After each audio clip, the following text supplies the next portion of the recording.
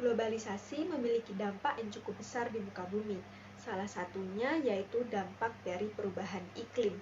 Perubahan iklim dapat disebabkan dari perubahan suhu yang mencolok sehingga menyebabkan fenomena alam seperti El Nino dan La Nina. Apa sih yang dimaksud dengan El Nino dan La Nina?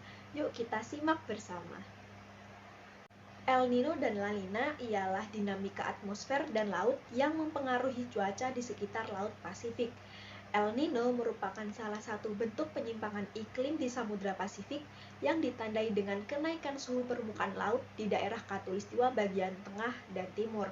Sementara La Nino kebalikannya, yaitu dengan penurunan suhu permukaan laut di daerah Khatulistiwa bagian barat.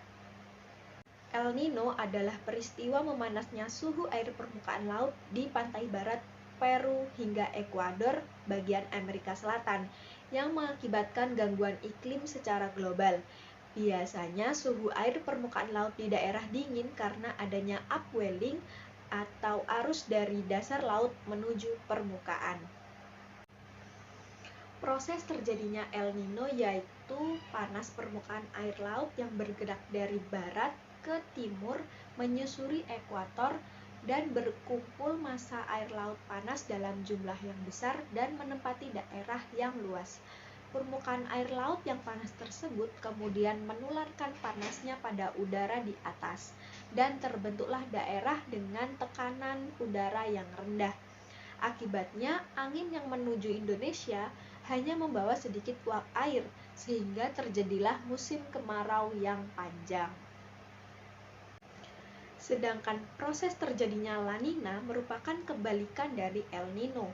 Peristiwa ini dimulai ketika El Nino mulai melemah dan air laut yang panas kembali bergerak ke arah barat.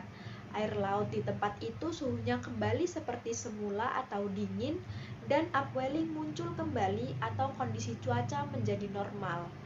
Dengan kata lain, La Nina adalah kondisi cuaca yang normal kembali setelah terjadinya El Nino.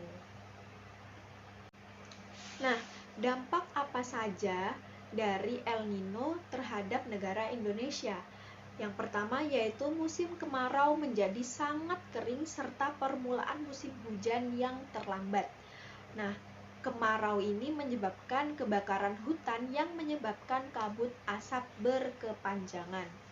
Yang ketiga yaitu ketersediaan air bersih yang terbatas.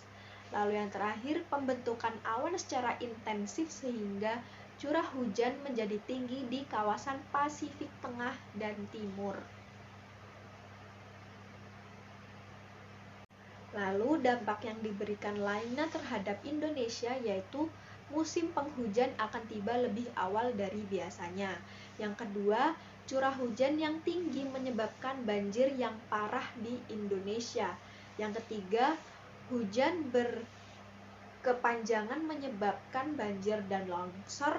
Dan yang ketiga yaitu mengalami kekeringan di daerah Pasifik bagian barat.